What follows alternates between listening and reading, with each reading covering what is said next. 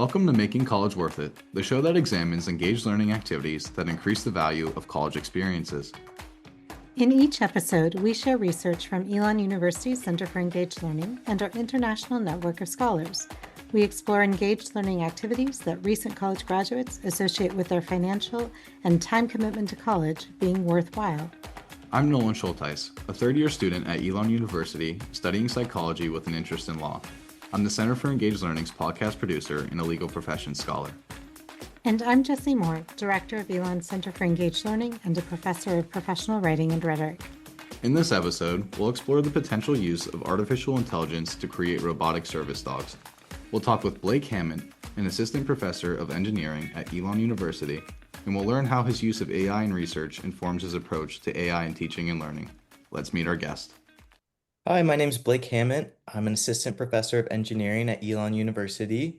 This is my third year at Elon, and as a faculty member, I've had a bit of a twisting path through STEM. Initially, I had some amazing teachers back in middle and high school that connected STEM to my existing interests. So I was really into skateboarding and into like rock bands and making music in my garage with my friends. And I had a math teacher that connected music to math, and I had a physics teacher that connected skateboarding to physics and laws of motion. And that was so impactful. And it was, I think, really cool the way it was introduced to me, and that I could use my passion to fuel this interest in STEM, and I could get more out of what I already cared about. And there was less of learning these dry equations and tools that weren't connected to anything. And so I really try to hold on to that philosophy as a STEM educator. I studied physics as an undergrad at Duke University, and I was lucky enough to be involved in undergraduate research.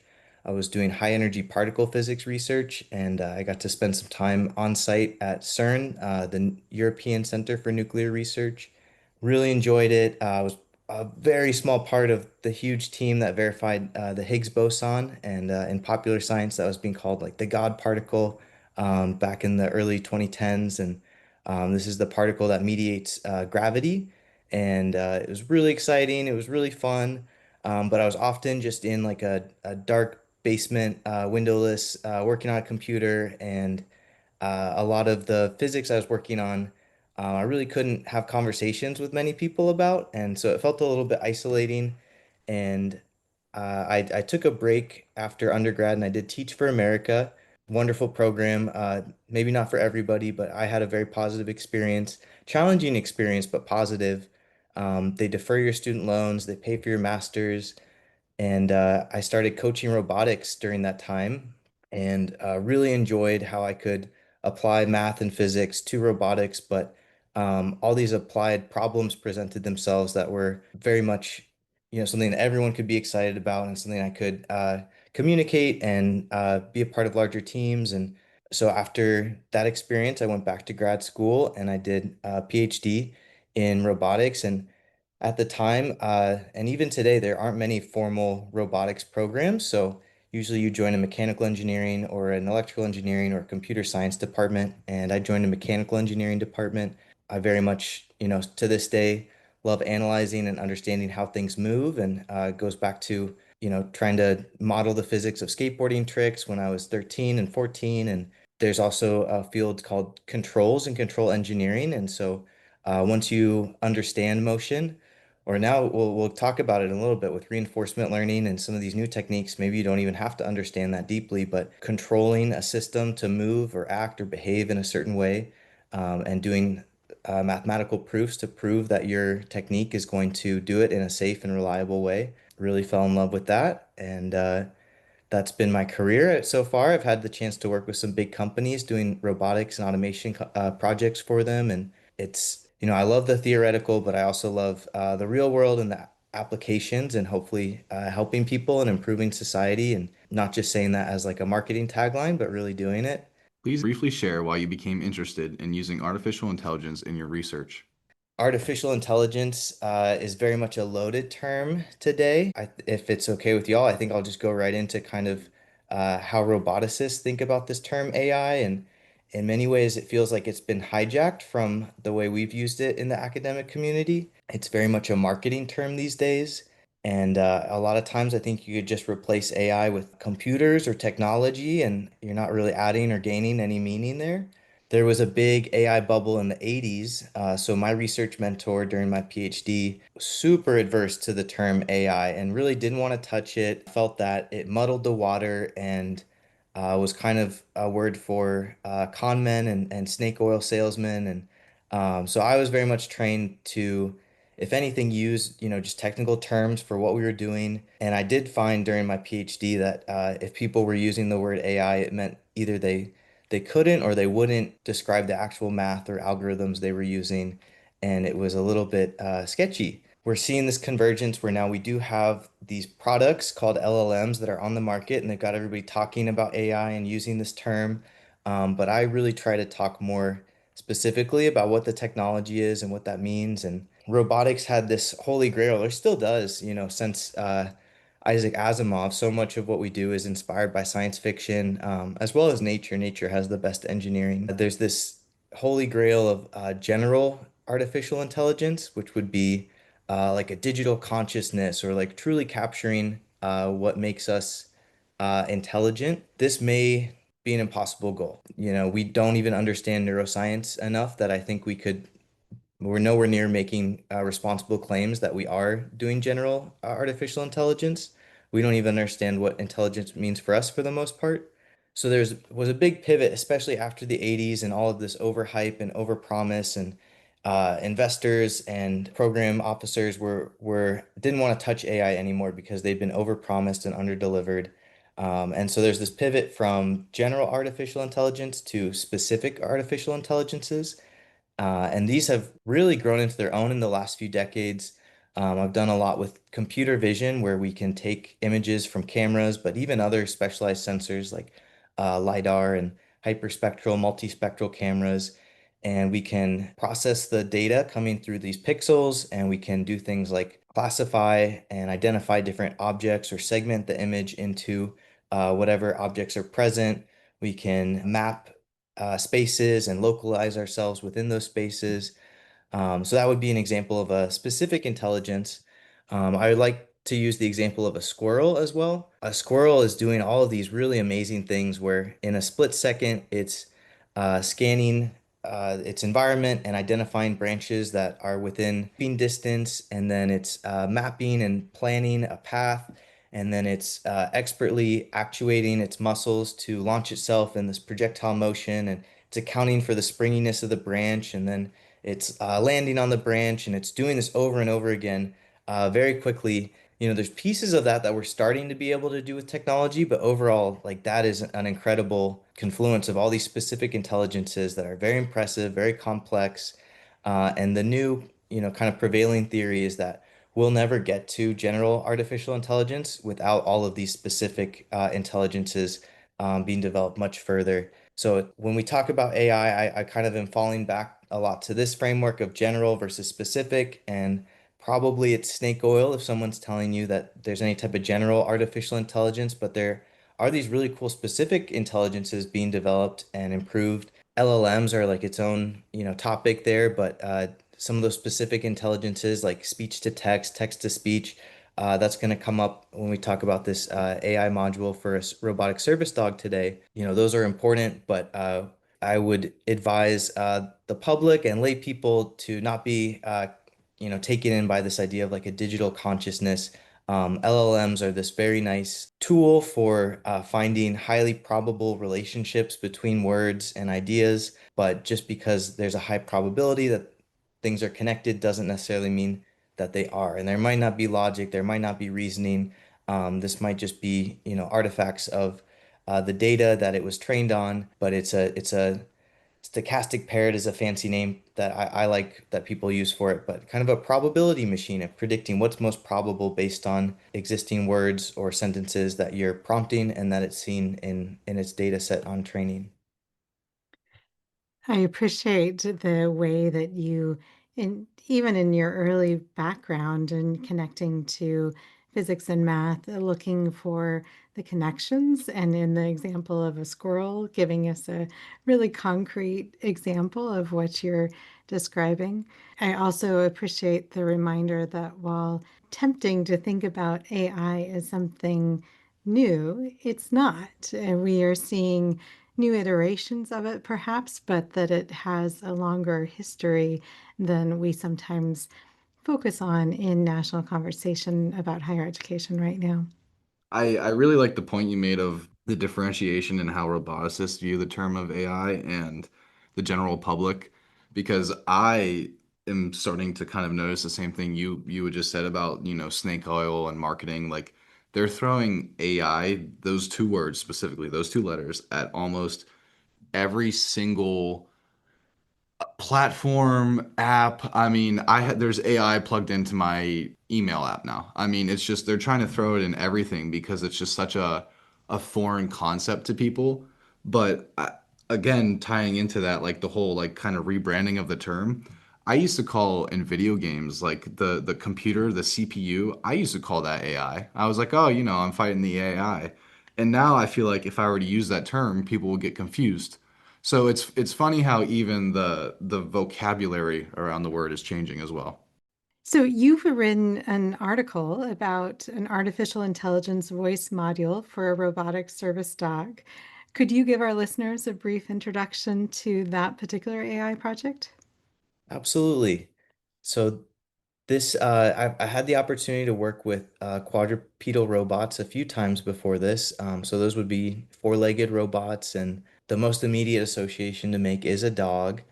And so it wasn't too far of a leap to come to this idea of or a robotic service dog, and specifically a seeing eye dog.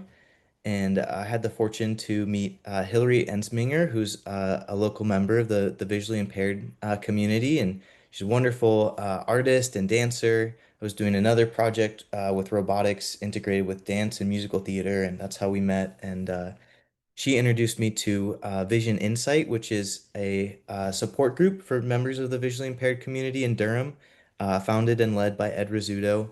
Really amazing people, and often engineers, we can be very naive or, egotistic, and we say, oh, well, we can make this thing, and we go and we do make this thing, but it might not be what's best for the community or society. And so it's been very important to me to stay in dialogue with this community and kind of present ideas and prototypes in focus groups and, better yet, listen for their ideas and see if those can lead to prototypes. And so that's the impetus for this project is a robotic seeing eye dog. And, quickly this could spiral into a very big, complicated problem. So we're really focused at this stage on crossing intersections. That's the big goal, doing that safely. I've learned a lot about the existing tools and methods that members of the visually impaired community use to do this. And early on, I was hearing some feedback that there's these very long wait lists for traditional service animals. Usually they're provided for free, but there's nonprofits that are paying the cost of training, and it can be a very low success rate for training. There's a lot of animals that attempt the training but don't make it through. Travel can be very difficult. There might not be a place for the animal to relieve themselves. There's certain areas that just don't allow animals regardless. And there's this really heavy responsibility of caring for a living thing that some people don't want to take on, or a lot of the members of our focus group have had service animals that either have passed away or retired, and that's a huge emotional drain as well. Something that was very emotional for me was learning that these animals, when you approach a crosswalk with a service dog, ultimately the dog, will try to prompt the user whether it's safe or not, but then the user is the one who makes the final decision whether or not to cross. And at that point, if it's the wrong decision, the dog is trained to actually put their body in between them and the vehicle and like sacrifice themselves. So a lot of motivations to where maybe a robotic service dog could be useful. And I love dogs. They're super special. Some strong motivations for potentially, useful robotic seeing eye dog. I love that. And I appreciate both the human motivations for addressing a need that is widespread, and then also the attentiveness to maybe taking some dogs out of harm's way as well. That resonates with me as well as a fellow dog lover. So. But there's so much complexity in that project. And as we think about the example you gave of the squirrel, of they're thinking about all the pathways and the trajectories, it feels like it might be 10 times, 100 times more complex when we're starting to think about a robotic dog that would respond in the ways that a highly trained service dog might. Absolutely. The framework of specific intelligence is helpful in this case of breaking out what are all the specific intelligences that a traditional service dog is capable of. And we have this great opportunity in academia where we can work on problems. There's a lot of freedom to work on whatever we're motivated to. We're not motivated with like profit incentive or a super strict timeline. At Elon, we're also not, a huge R1 university where I have 10 graduate students and a lot of funding to do this. So it's important for me to kind of chunk this problem into smaller pieces that I can work on for a handful of semesters with one or two students and make some good progress. So in this case, this chunk that we're talking about is just the voice module. And how cool would it be to have like a full English conversation with your dog? Dogs, of course, are doing so many things for us, and there's a lot of, emotional and support and social attributes that, at this stage, those are specific intelligences I'm not working on. I think they could be very important and valuable, but really just thinking about at an intersection, right now the dog is either, pulling into the intersection or standing firm, sitting, trying to keep the person out of the intersection. But what if you could actually ask the dog, what do you see or what's happening in the intersection? And they could give very specific, very quantitative data like, oh, there's a truck coming such and such miles per hour, and that gives you such and such time to cross the crosswalk, which is so wide, or maybe all of that is just a quick go or no go. But you could have this conversation and get that detail. That's where we're headed, and that's what is motivating this. I like the application of AI you're using specifically in relation to like trying to provide accessibility to people. And I like that you took it from a socio-cultural lens and that you looked at other factors that could influence people not being able to like get a service animal. And I think that this concept and this idea is probably the way that we should be applying AI to technology. But I don't know, like you had mentioned in academia, there's no profit incentive, but I don't know if in the greater scheme of companies and the world, if people would be willing to forego their greed for the betterment of others. But also, that was just something I wanted to say. What you were mentioning earlier actually tails in perfectly to a question I had for you in relation to the dog's behavior. So, do you think that the technology presently available for the dog will properly emulate a dog's behavior? And what strategies will you implement to make the dog's responses feel more natural and or empathetic? So the short answer is it's a whole area of research that I really haven't touched and haven't developed a lot of expertise in. I think the best way forward would be, for someone with a more technical background like myself to partner with an expert on dog behavior. And reinforcement learning is a branch of what we would call AI now that I think would be very useful for this. So identifying ways to capture a dog's behavior, whether that's through video. I mean, that tends to be the prevailing way now, and we can track down to like the skeleton of the dog, what are the exact movements and behaviors.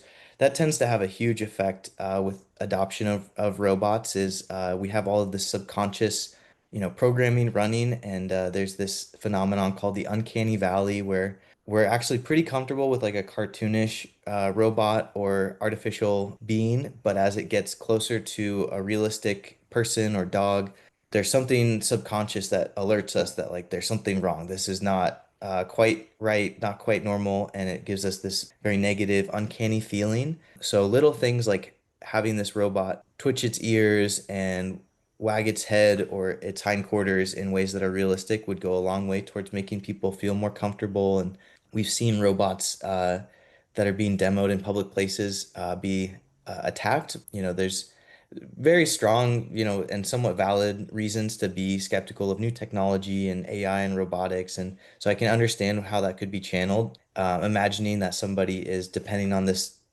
device or robot for accessibility.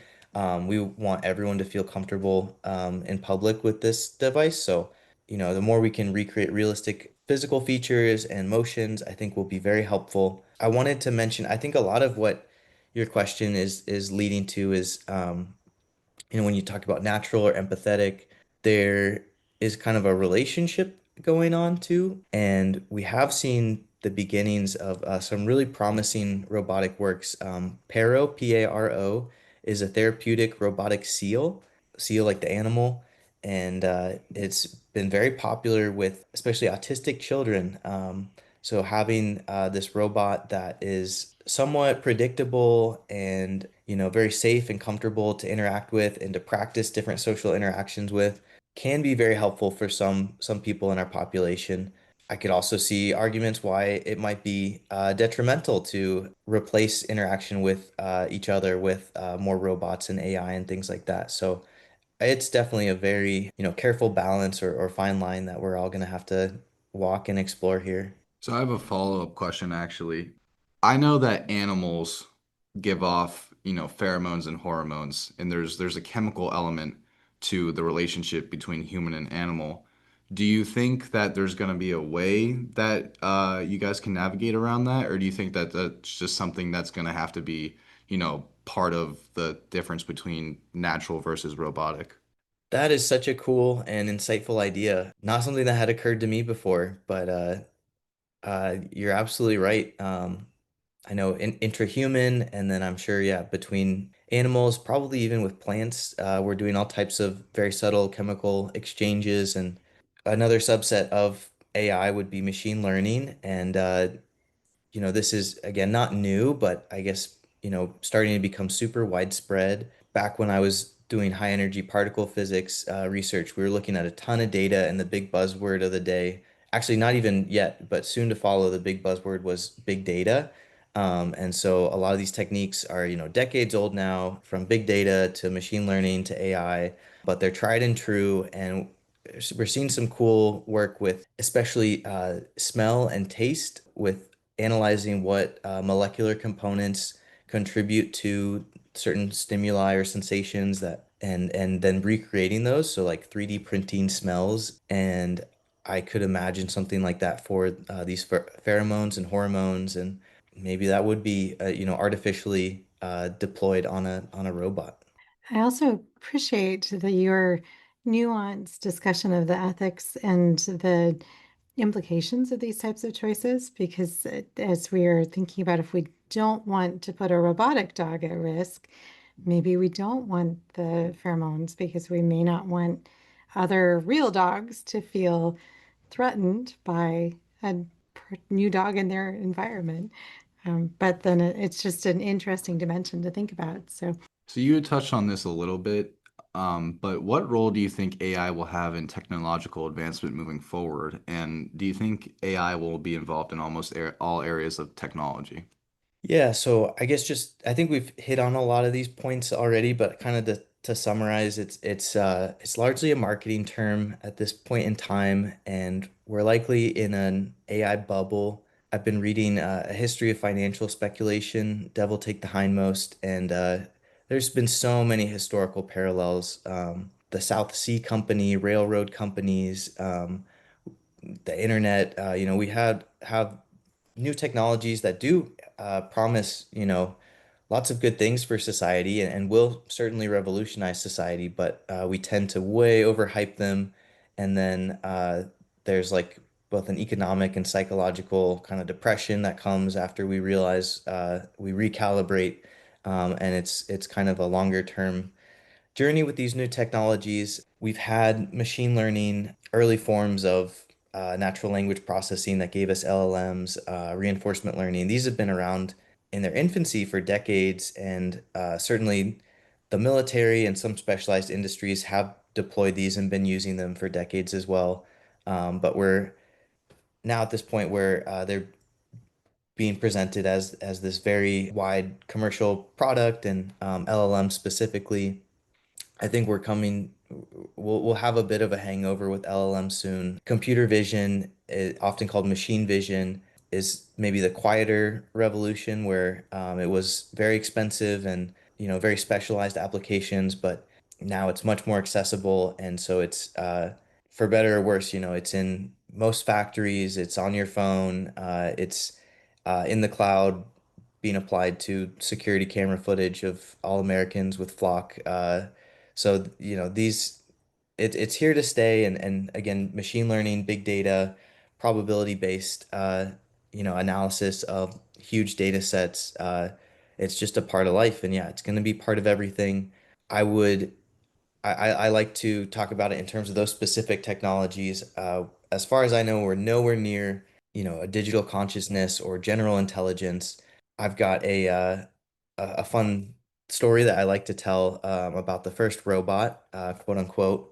And this was in Europe in, I believe, the 17th century, toured for about 50 years, and it was called the Mechanical Turk. And it was this mechanical man that sat at a chessboard and it would challenge people to play chess. And there'd be these big expositions where someone would sit down and play chess against the robot. And usually the robot would win. And they did a really good job of presenting this in a very spectacular way and capturing the public imagination. And most people went to the exposition and came away thinking, wow, this is an amazing robot. And it wasn't for about 100 years afterwards, and even in many parts of the world, it's still not common knowledge, but it came out that actually there was a man inside the contraption with a magnet underneath the chessboard, moving the chess pieces. I see so many parallels today with a lot of AI, and I've worked with robots that have claimed to have, kind of like a digital consciousness. And once you actually see into the code, it's very scripted, conversation and scripted motions, or some little bit of probabilistic variation added in. But this is not general artificial intelligence. But people are for sure going to keep marketing it as such, and so I think there's a healthy amount of skepticism we should all hold in regards to that. Well, and with the examples that you've shared so far and some of the discussion that you've already provided about just the range of things that we label AI and some of the cautions we need to have, I imagine that this next question we have for you may require a little bit of nuance, but I'll just ask it straightforward. How does your research with AI inform how you approach the use of AI in your teaching, and what types of AI are you integrating into your teaching, if you are?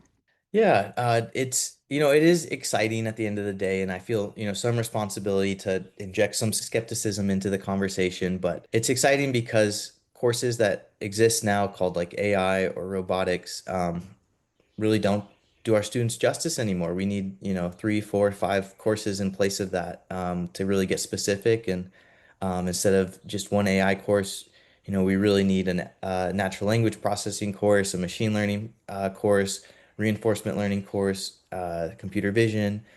So I'm starting to develop a reinforcement learning course at the moment, and that's, I'm glad that there's so much more interest in that. Students want and need to be trained on the specifics of how all this works.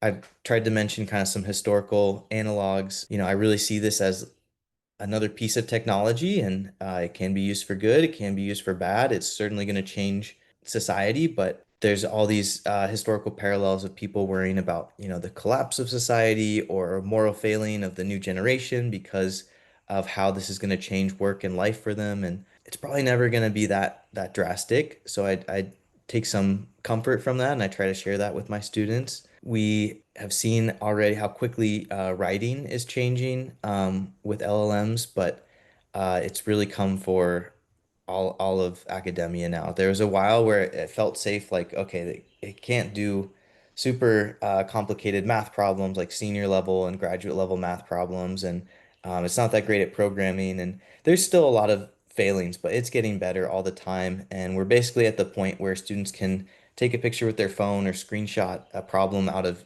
even a senior level course and get step-by-step instructions exactly how to do it. And in a way that's good, right? It's making this education more accessible and democratic.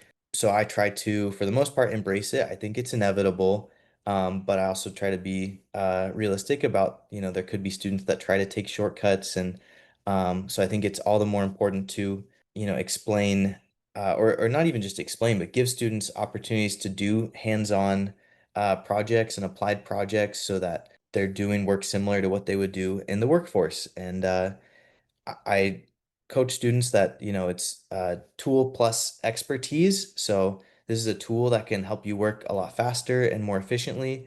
But if you don't also have the expertise to know when it's wrong or when there's a better way to do things that is not being proposed, then you're not going to be able to wield this tool very well. Working in engineering, there's a lot of work to be done on these tools as well. So that's been an interesting journey. I'm someone who really likes to understand how technology works and rant and rave and talk about it. And so knowing my audience, there's most people use a car and a computer every day, and they actually don't really understand deeply how those pieces of technology work. They know enough not to get in trouble, and so I have to sometimes take a step back and think about who's my audience right now when I'm talking about an AI or robotic technology, and maybe they don't really care to know that deeply how it works, but for engineering students, especially in some of these classes, they should, and that's what they're signing up for, and they may be involved in developing these tools further. So that is definitely informing my teaching. It's interesting for us having interviewed other people about AI so far and the parallels you're actually drawing out of what they have said unknowingly. For example, you were talking about how AI isn't anywhere near a digital conscious yet. And we had explored this topic in the past, but not in the frame of if it is, but rather how does it act as the conscious? And we kind of came to the conclusion that AI seems to be a lot of a yes man, quote unquote, currently, and that while it may seem like it's natural conversation, it's actually just pre-programmed responses that are just such a large query that it seems natural to you. And then I also liked the example you made about having to kind of change your assignments around. We had just spoken with someone who was looking at AI in a writing context, and she essentially said that that was the entirety of what was happening was that she had to change the assignment structure, she had to change what she was looking for in the assignment just because of the very nature of AI kind of cutting corners and really eliminating a large process of thought. Yeah, and our listeners might not think of a lot of parallels between an English professor and an engineering professor, other than they both start with ENG. But the a lot of the things that you were saying were kind of speaking my language as a professional writing instructor and as someone who studies engaged learning a lot. Is your comment about that it's just another new technology, and we see the fears in history, and then we learn to work through it, and we recognize that there's still room for the human, and we start to see the limitations. And to Nolan's point, we also start to think about what is it that we really want learners to focus on? That maybe it's not, in the case of one of our previous guests, doing things that technology can and maybe should do for the learner, but engaging students in the critical thinking to evaluate the outputs that they're getting and the ways that they are using or not using technology, and being prepared to talk about why. I also really appreciated, and this has been a thread throughout our conversation, but your continued connections to broader context, which is a key practice for fostering engaged learning, and mentioning that giving students authentic projects to work on so that they actually have that opportunity to not just learn the ideas, but practice them in context. That just warms my heart. So thank you for prioritizing that for your students. What would you like students to know about AI as they contemplate using it to support their learning? So I think we've hit on a lot of these points, but just to reiterate them, AI is a great tool, but you still need to develop expertise in order to wield it well. I love using AI to code these days, but I really have built a very, deep fundamental understanding of computer programming, and it often will suggest, a 90% correct computer program based on my prompt. And that's great. It saves me an hour or two of drafting all of that. But there will be some key mistakes or things that it tries doing that I actually want to do it a little bit differently, or I know a more efficient way to go about it. And so it's this wonderful tool, but I would be at a loss if I hadn't already developed that expertise to wield it. Engineers are building bridges, cars, planes. It's really important to not take shortcuts and to have this expertise. And I'm sure there's parallels in every discipline. It's important to, focus on authentic, value and trust, and building that in whatever you're doing. So I think those shortcuts, the consequences of your actions will catch up to you one way or another, positive or negative. So it's a tool, develop the expertise, be strategic about how you use it. Don't take shortcuts that are not good to take. And then the Mechanical Turk is a good example to remember as you're introduced to new technologies and new pitches. There's a lot of motivations and incentives that might not be in line with the truth. So Well, thank you so much for joining us today. I internally geeking out a little bit at some of the intersections, and I'll share one really quickly. But in professional writing, there has been a lot of thought and discussion about when writers partner with scientists, where in the process it should happen to make sure that we are communicating ideas effectively, that the user experience that professional writers might have access to gets back to the engineers and other designers, that the engineers can communicate some of the limitations, but also some of the opportunities afforded by whatever they're working on. And I really appreciate that throughout our discussion, you have repeatedly mentioned collaborations that really center the interdisciplinary work that can happen and that can help inform more critical ethical decisions as we're working in exciting new technologies with longstanding foundations, and thinking about integrating them into higher education. So thanks for letting me nerd out a little bit about the intersections of our disciplines, and thank you for your attention to partnership and your work. absolutely, it's so fun, and I love being on a liberal arts campus that encourages that, and where I get to do a lot of that. I'm not in a basement with no windows, working on a computer by myself. It's good to be connected and in dialogue with everybody.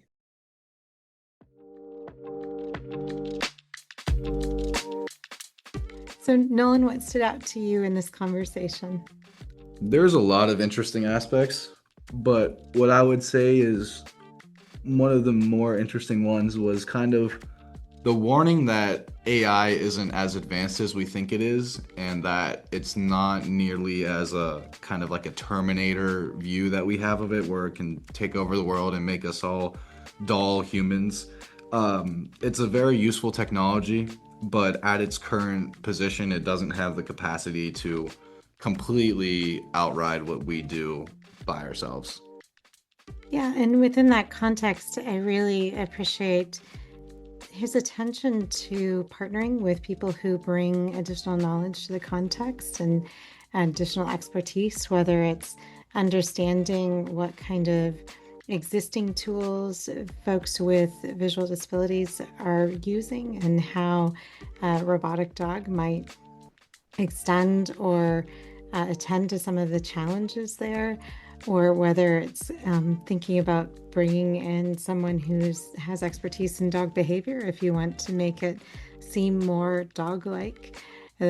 Recognition that in many of these, what we might think of as wicked challenges or wicked tendencies, these complex problems that we're facing every day, they do require expertise from multiple disciplines, and thinking about how to partner rather than be in competition. It's not a phrasing that Dr. Hammond explicitly said, but I just really appreciate his intent and to partner with others to more holistically address challenges in authentic ways. Yeah, his partnership and kind of communal way he's attacking this problem is very respectable, and it's probably one that I would recommend other people do, no matter the context.